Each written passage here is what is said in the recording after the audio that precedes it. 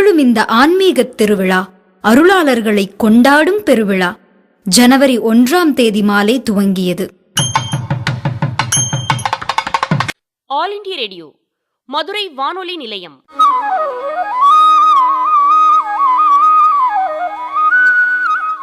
ஆழ்வார் அமுதம் திருமங்கை ஆழ்வார் பாசுரங்கள் விளக்கம் அளிப்பவர் பரமக்குடி ஸ்ரீனிவாசன் அவர்கள். பாடல்களை பாடுபவர் மதுரை வி சுவாமிநாதன் அவர்கள்.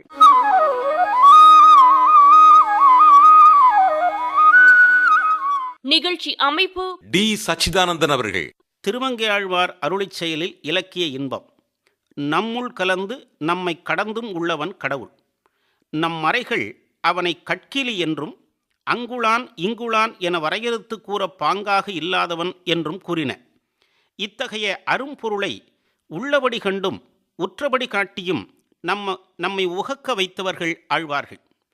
அவர்களின் பக்தி பெருவழியும் மெய்மை பெருவார்த்தையுமே இன்று நிலவும் வழிபாட்டின் சிறப்பிற்கு காரணமானவை. அத்தகைய ஆழ்வார்கள் என்றேல் இறைவனும் அவன் திருவிழாவும் சிறப்பற்று போயிருக்கும். ஆழ்வார்களில் திருமங்கை ஆழ்வார் என்னும் கலியனுக்கு ஒரு தனிச்சிறப்பை ஸ்ரீ வைஷ்ணவ குரு பரம்பரை தந்துள்ளது. ஆழ்வார்களுக்குள் தமிழ்துறை நன்னூல் 5ற்கும் இலக்கிய வகையில் அருளிச் செயல் செய்தவர் திருமங்கை ஆழ்வாரே என்பது கூறத்தாழ்வார் கூற்று.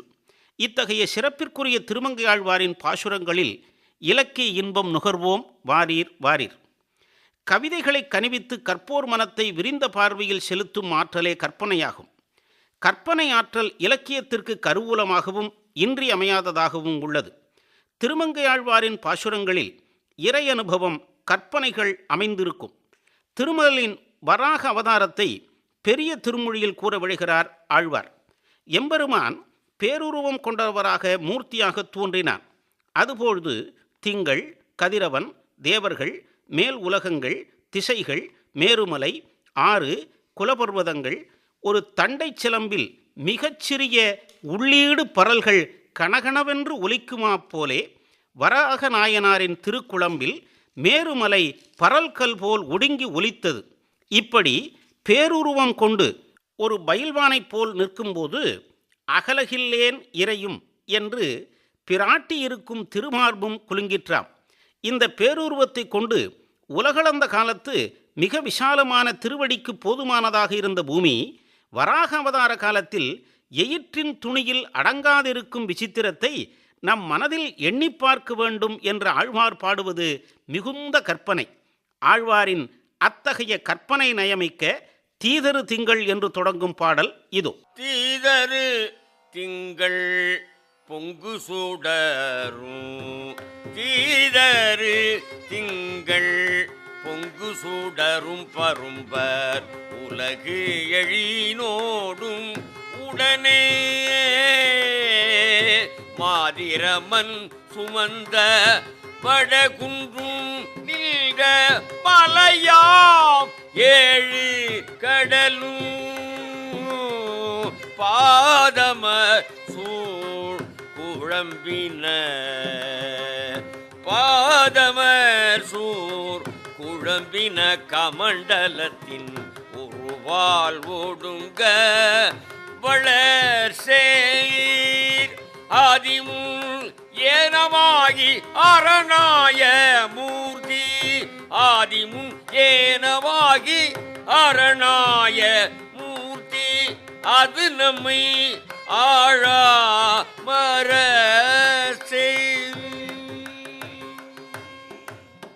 இலக்கிய இன்பத்திற்கு பெருந்துணை புரிவது சொல்வளம்.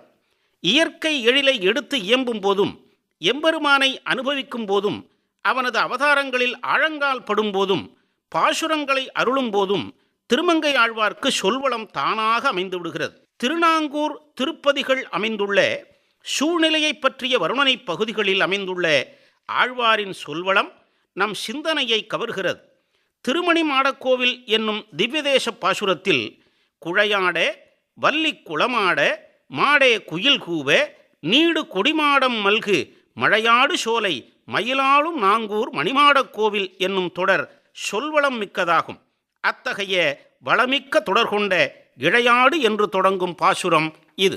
இழையாடு கொங்கை தலை நெஞ்சுண்டிட்டு, இழையாடு கொங்கை தலை நெஞ்சுண்டிட்டு, இழையாடு கொங்கை தலை நெஞ்சுண்டிட்டு, இழையாடு கொங்கை தலை நெஞ்சுண்டிட்டு, இளங்கன்று கொண்டு விளங்காய் ஏறில்த, இழையாடு கொங்கை தலை நெஞ்சுண்டிட்டு, இளங்கன்று கொண்டு விளங்கா ஏறில்து, தழைவாட வந்தாள் குறுந்தம் ஓசித்து, தடர்தாமரை பொய்கை புக்கானிடந்தான்,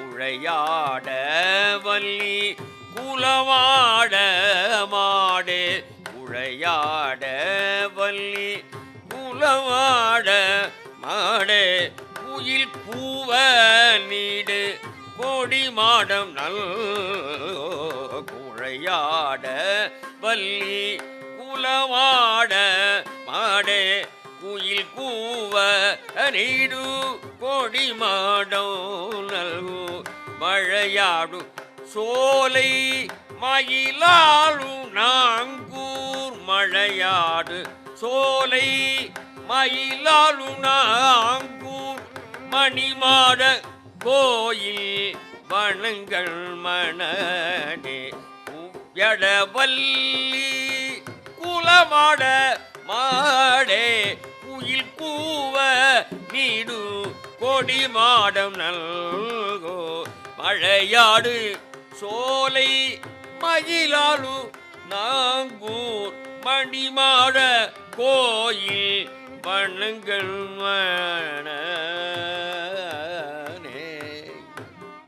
பெருமாள் பற்றிய வர்ணனையில் ஆழ்வாரின் சொல்வளம் நிறைந்த தொடர்கள் பல உண்டு. பாறையாது உண்டு உமிழ்ந்த பவளத்தூண், படுகடலின் அமுதம், தொண்டர்கள் தங்கள் சிந்தையிலே முளைத்தெழுந்த தீங்கரும்பு, போரானை கொம்புசித்த போராறு என்று புனர்மாருதம் இர நடந்த பொற்குன்றம், கவளையானை கொம்புசித்த கண்ணன் போன்ற தொடர்கள் ஆறா அமுதமாய் இனிப்பவை. திருச்செம்பொன்சை கோவில் தலப்பாசுரத்தில் திருமாலை குறிக்கும் தொடர்களில் உள்ள சொற்கள் ஆழம் மிக்கவை. அல்லிமாமலர் நாச்சியாருடன் செம்பொன் ரங்கன் இத்தலத்தில் உள்ளான். அவன் எப்படிப்பட்டவன்? பிறப்பு மூப்பு இல்லாதவன், குறைவற்ற இன்ப வெள்ளம், இறப்பு எதிர்காலம் போன்ற காலக்கழிவுமாயிருப்பவன், ஏழிசையின் சுவையுமானவன், வேத பொருளானவன், தேவர்களின் தலைவன். இத்தகைய பெருமாளை திருச்செம்பொன்சை கோவிலிலே கண்டேன் என்கிறார் ஆழ்வார். ஸ்ரீ ராமபிரான் தங்கத்தால் பசு செய்து அதை ஒரு அந்தணனுக்கு தானம் செய்தானாம் இத்தலத்தில். மறைவோதும் அந்தணனோ அந்த தங்கத்தை விற்று அதன் மூலம் கிடைத்த பொருளால் இக்கோவிலை கட்டுவித்தான். ஆகையால் இது செம்பொன்சை கோவிலாயிற்று. மறையவன் தனக்கு கிடைத்த பொருளினால் கோவில் கொண்ட பெருமாளை ஆழ்வார் இப்பாசுரத்தில் மறை பெரும் பொருளை என்று குறிப்பது எவ்வளவு பொருள் ஆழமானது!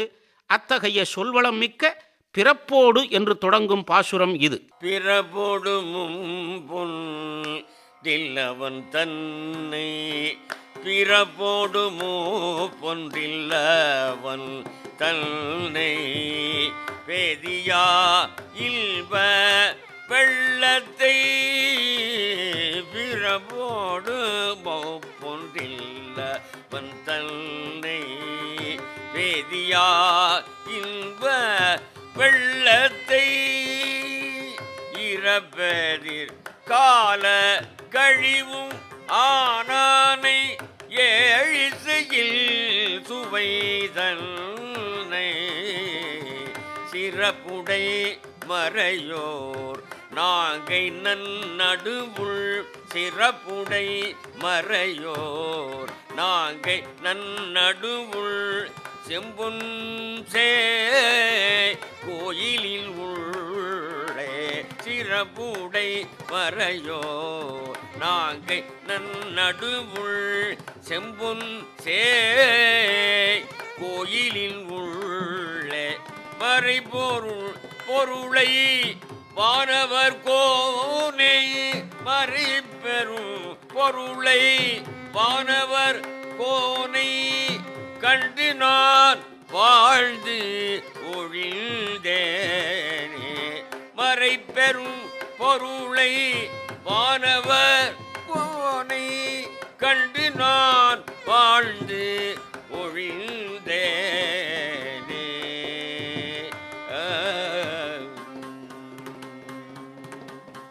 கவிதையில் பயின்று வரும் ஒலிநயமே யாப்பு எனப்படுகிறது. கவிதையில் உள்ள சொற்கள் ஒருவித யாப்பு முறையில் அமையும் போது புதிய ஆற்றலை பெறுகின்றன. ஆகையினால்தான் திறனாய்வாளர்கள் the best words in the best order, அதாவது சிறந்த சொற்களை சிறந்த முறைகளில் அமைப்பதே கவிதை என்பர் திருமங்கை ஆழ்வார். திருமாலின் அவதாரங்களில் ஈடுபட்ட ஆழ்வார் கூர்மாவதாரத்து ஈடுபட்டு பாடுகிற பாசுரம் எழுசீர் விருத்த யாப்பில் அமைந்து சந்தனயம் கொழிக்க அமைகிறது. வாசுகியை நாணாக்கி வடவரையை மத்தாக்கி மண்ணும் விண்ணும் அச்சம் கொள்ள திருப்பார்கடலை தேவர்களும் அசுரர்களும் கடைந்திட அம்மலையை ஆமை வடிவம் எடுத்து தன் முதுகினால் அசைத்து விடுகிறான் திருமால். அவன் நமக்கு அரணாவான் என்று ஆழ்வார் இந்த பாடலில் பாடுவன் தன்மை பக்தியின் உச்சி நிலைக்கு கொண்டு செல்லுகிறது. பக்தி நிலை சொட்ட சொட்ட பாடுகிற செருமிகு என்று தொடங்கும் பாசுரம் இது. செருமிகு வாழ் எயிற்றரவு செருமிகு வாழ் எயிற்றரவு ஒன்று செருமிகு வாழ் எயிற்றரவு ஒன்று சுற்றி திசைமன் விண்ணும் உடனே செருமிகு வாழ் எயிற்றரவு ஒன்று செருமிகு வாழ் எயிற்றரவு ஒன்று சுற்றி திசைமன் விண்ணும் உடனே செருமிகு வாழ் எயிற்றரவு ஒன்று சுற்றி திசை மண்ணும் விண்ணும் உடனே பெருவர வெள்ளை வெள்ளம் கழுதும் குளம் பெருவர வெள்ளை வெள்ளம் முழுதும் குழம்ப இமையோர்கள் நின்று கடைய படுவரை ஒன்று நின்று முதுகில் பறந்து படுவரை ஒன்று நின்று முதுகில் பறந்து சுழலி கிடந்து தூயேனோ பருவரை ஒன்று நின்று முதுகில் பறந்து சுழலி கிடந்து தூயிலோ அருவரை அல்ல தன்மை அருவரை அன்ன தன்மை ஆழ அருவரை அன்னத்தன்மை ஆடலாமையான திருமால் நமக்கோர் அரணே திருமால் நமக்கோர் அரணே.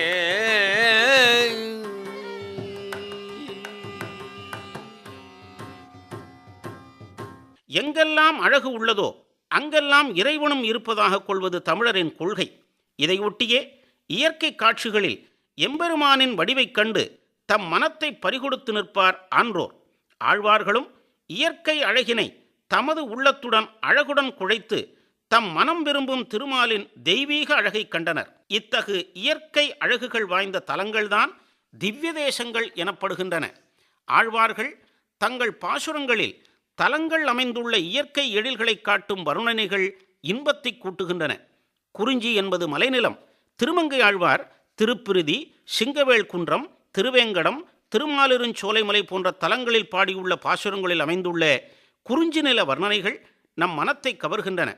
திருப்பிருதி அமைந்த இமயமலையில் ஆண் யானை ஒன்று தன் காதலியாகிய இளம் பெண் யானையை மகிழ்விக்க வேண்டி நெடுக ஓங்கி வளரும் மூங்கில் முளைகளை பெயர்த்தெடுத்து மலை முழைஞ்சுகளில் மிகுதியாக உள்ள தேனிலே தோய்த்து அதன் வாயில் ஊட்டுகிறது. இத்தகைய வளமான இடத்தில் பார்க்கடலில் கிடந்த பெருமாள் தாமரையாளோடும் தேவர்கள் வணங்கிட அமர்ந்துள்ளான். அப்பிருதியை மனமே சென்றடைக என்று தொடங்கும் கரைசை மாக்கடல் என்று தொடங்கும் பாடல் மலை வளத்தை எவ்வளவு அழகாக படம் பிடித்து காட்டுகிறது. கரை செய்மாக்கடல் கிடந்தவன், கரை செய்மாக்கடல் கிடந்தவன், கணை குழல் அமரர்கள் தொழுதேத, கரை செய்மாக்கடல் கிடந்தவன், கணிகழல் அமரர்கள் தொழுதேற்ற, அரை செய்யா மேகலை அலர்மகள், அரை செய் மேகலை அலர் மகள், அவனோடும் அமர்ந்த நலிமயத்து, வரைசை மாக்களிரு இளவேதிர், வரைசை மாக்களிரு இளவேதீர், வளரும் ஓலை அணை மீதேந்தோய், வரைசை மாக்களிரு இளவேதீர், வளமூரை அழைமிகு தேந்தோய், பிரச பாரிதல் இளம்பிடிக்கு, பிரச பாரிதன் இளம்பிடிக்கு, அருள் செய்யும் பிரிதி சென்றடை நெஞ்சே, அருள் செய்யும் பிரிதி சென்றடை நெஞ்சே.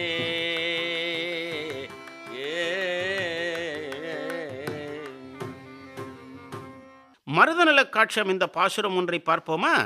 திருமங்கை ஆழ்வார் தொண்டை நாட்டு பயணத்தை முடித்துக்கொண்டு நடுநாட்டிற்கு வருகிறார். இங்கு உள்ள முதல் தலம் பாவரும் தமிழால் பேர்பெரு பனுவல். பாவலர் பாதி நாள் இரவில் மூவரும் நெருக்கி மொழிவிளக்கேற்றி முகுந்தனை தொழுத திருக்கோவிலூர் ஆகும். மிருகண்டு முனிவர் தவமிருந்து வாமன திருவிக்கிரம அவதாரங்களை உருசேரக் கண்டு மகிழ்ந்த தலம் இது. முதலாழ்வார்களும் உருசேர பெருமாளுக்கு தமிழ்ஞான விளக்கேற்றிய தலம். 5 கண்ணன் தலங்களில் இதுவும் ஒன்று. இத்தகைய தலத்திற்கு பாசுரம் பாடுகிறார் ஆழ்வார். திருக்கோவிலூரை ஒரு நகைத்தொழிலாளியின் பொற்களரியாக உருவகித்து காட்டுகிறார். பொற்களரியில் கரிகள் கொட்டப்பட்டு நிரம்பியிருக்கும், பொன்களும் முத்துகளும் நிரம்பியிருக்கும், நெருப்பு செந்நிறத்துடன் ஒளிரும். திருக்கோவிலூரில் கரு நீல மலர்கள் கரித்துண்டுகளாகவும், புன்னை மொட்டுகள் முத்துகளாகவும், புன்னை மலர்கள் பொன்னாகவும், தாமரை பூக்கள் விளக்காகவும் திகழ்ந்து பொற்களரியாக காட்சி தருகிறதாம். இந்த உருவகம் அமைந்த கொழுந்தளரும் என்கின்ற பாடல் இதோ. கொழுந்தவரும் மலர்ச்சோலை குழாய்கொள் பொய்கை,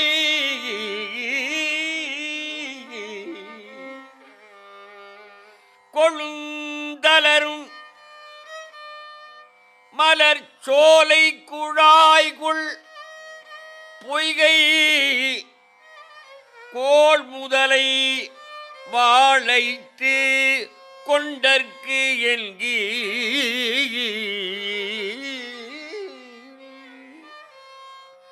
அழுந்திய அழுந்திய மாக்களிற்றினுக்கு அன்று ஆழியேந்தி அந்தரம் மேவரத் தோன்றி அருள் செய்தானை எழுந்த மலர் கருநீலம் இருந்தில் காட்ட, இரும்புன்னை முத்தரும்பி செம்புன் காட்ட, செழிந்திட நீர் கமலம் தீவிகை போல் காட்டும் திருக்கோவலூர், திருக்கோவலூர் அதனுள் கண்டேன் நானே. சீர்காழி தலம். இது காழிச்சீராம விண்ணகரம் எனப்படும். இத்தலத்தில் அணில் பிள்ளைகள் மரங்களில் தாவித் திரிகின்றன. அவை பாக்கு மரங்களில் தாவும்போது அந்த உராய்வினால் பாக்கு மரத்தில் உள்ள செங்காய்கள் உதிர்ந்து பலாப்பழங்களில் தொப்பென்று விழுகின்றன. அதனால் அப்பழங்கள் பிளவுற்று உள்ளிருந்து தேன் வெள்ளமிட்டு பெருகி வழிகிறது என்கிறார் ஆழ்வார். நீள் பலவின் தாழ்சினையின் நெருக்கு பீன தெட்டபழம் சிதைந்து மதுச்சூரியும் காழி என்பது தொடர். இங்கு தெட்டபழம் என்பதற்கு ஒரு வரலாறு இருக்கிறது. எம்பெருமானார் ராமானுஜருக்கு தெட்ட என்பதன் பொருள் தெரியவில்லை. அவர் சீர்காழி தலத்திற்கு சோலை வழியே வரும்போது அங்குள்ள நாவல் மரத்தில் சிறு பிள்ளைகள் பழம் பறித்து கொண்டிருந்தனர். கீழே நின்ற பிள்ளைகள், டேய் தெட்டபழமா பறித்து போடுறா என்றனர். இது கேட்ட எம்பெருமானார் தெட்டபழம் என்றால் கனிந்த பழம் என்பதை சிறுவர்கள் மூலம் தெரிந்து கொண்டார். அப்படி எம்பெருமானாருக்கு திருவுள்ளம் உவக்கச் செய்த பாடல் பட்டரவே என்று தொடங்குகின்ற பாடல். பட்டரவே பட்டரவே ரகல்குள் பவள செவ்வாய் பட்டரவே ரகவல்குள் பவள செவ்வாய் பனை நெடுந்தோள் பிள்ளை நெடுங்கன் பாலம் இன்சொல் பட்டரவே ரகவல்குள் பவள செவ்வாய் பனை நெடுந்தோள் பிள்ளை நெடுங்கன் பாலம் இன்சொல் மட்ட வீழும் குழலிக்கா வானோர் காவில் மட்ட வீழும் குழலிக்கா வானோர் காவில் மரம் கொணர்ந்தான் அடி அணிவீர் மரம் கொணர்ந்தான் அடி அணிவீர் அணில் கலந்த நெட்டிலையை கருங்கும் செங்காய் வீழ நீழ்வரவில் தாழ்சிலையில் நெருங்கி வீண நெட்டிலையை கருங்கருவில் செங்காய் வீழ நீழ்வரவில் தாழிலையில் நெருங்கி தெட்டவழும் சிதைத்து மதிச்சொரியும் காழி தெட்டவழும் சிதைந்து மதிச்சொரியும் காழி சீராம விண்ணகரே சேர்வில் நீரே சீராம விண்ணகரே சேர்வில் நீரே பட்டரவே ரகவல் பவள செவ்வாய் பனை நெடுந்தோள் பிழல நெடுங்கல் பாலும். ஆழ்வாரின் பக்தி இயக்கத்தில் மக்கள் யாவரும் பங்கு கொண்டனர். எனவே ஆழ்வார்கள் நாட்டுப்புற பாடல்களின் பாணியை பின்பற்றி பாசுரங்களை அமைத்து பாடியுள்ளார். சாழல் எனப்படும் மகளிர் விளையாடும் விளையாட்டுகளில் ஒன்று. எம்பெருமானின் எளிமையை திருமங்கை ஆழ்வார் சாழல் விளையாட்டு பாசுரமாக பாடியுள்ளார். ஏசி பேசுகின்ற ஒருத்தி இறைவனின் எளிமை புலப்படும்படியாக, தோழி, நீ உகந்து கொண்டாடும் பெருமான் எதிலும் பற்றற்றவனாக அல்லவா இருக்க வேண்டும்? ஆனால் அவனோ ஆய்ப்பாடியில் கள்ள வழியில் தயிர் வெண்ணெய் பால் முதலியவற்றை வாரி உண்டானே, இவன் பரமபுருஷனாக இருக்க தகுமோ என்றாள். உடனே மற்றொரு தோழி பெருமானின் மேன்மை குணங்கள் தெரியும்படியாக, தோழியே, ஆய்ப்பாடியில் ஆய்ச்சீர் வைத்திருந்த தயிரை உண்டான் என்பது உண்மைதான். நம்முடைய வயிறு போல சிலவற்றை உண்டு நிறைத்துவிடும் திருவயிறா அவனுடையது. அவன் வயிறு 10,000 உலகங்களை இட்டாலும் நிறையாது. ஆகையால் நம்மைப்போல் வயிற்றை நிரப்ப அவன் தயிர் உண்ணவில்லை. அடியவர்களின் கைப்பட்ட பொருள் அல்லாதவற்றை தரிக்க மாட்டாத பெருங்குணத்தை வெளியிட வேண்டி தாழ்குழலால் வைத்த தயிரை உண்டான். ஆகையால் நாம் யாவரும் போற்றத்தக்க எளிமைகான் என மாற்றம் உரைத்தாள். நாட்டுப்புறச் சாயலில் ஆழ்வார் பாடும் ஆழ்கடல் சூழ் என்று தொடங்கும் பாசுரம் நம் மனத்தை கவருகிறது. பட்டரவே பட்டரவே ரகல்குள் பவள செவ்வாய் பட்டரவே ரகவல் புல் பவள செவ்வாய் பட்டரவே ரகவல் புல் பவள செவ்வாய் பனை நெடுல் தோள் பிள்ளை நெடுங்கன் பாலம் சொல் பனை நெடுல் தோள் பிள்ளை நெடுங்கன் பாலம் சொல் மட்ட வீழும் குழலிக்கா வானோர் காவில் மட்ட வீழும் குழலிக்கா வானோர் காவில் மரம் கொணர்ந்தான் அடி அணிவீர் மரம் கொணர்ந்தான் அடி அணிவீர் அணில் கலந்த நெட்டிலையை கருங்கும் செங்காய் வீழ நீழ்வரவில் தாழ்சிலையில் நெருங்கி வீண நெட்டிலையை கருங்கருவில் செங்காய் வீழ நீழ்வரவில் தாழிலையில் நெருங்கி தெட்டவழும் சிதைத்து மதிச்சொரியும் காளி தெட்டவழும் சிதைந்து மதிச்சொரியும் காளி ஸ்ரீராம விண்ணகரே சேர்வில் நீரே ஸ்ரீராம விண்ணகரே சேர்வில் நீரே பட்டரவே ரகவல் பவள செவ்வாய் பனை நெடுல் தோள் பிழல நெடுங்கல் பாலும்.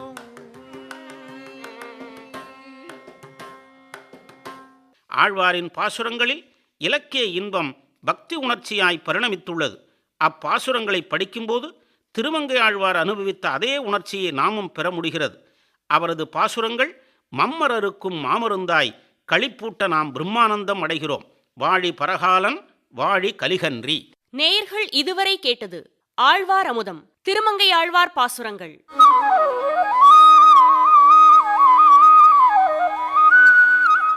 விளக்கம் அளித்தவர் பரமக்குடி ஸ்ரீனிவாசன் அவர்கள். பாடல்களை பாடியவர் மதுரை வி சுவாமிநாதன் அவர்கள்.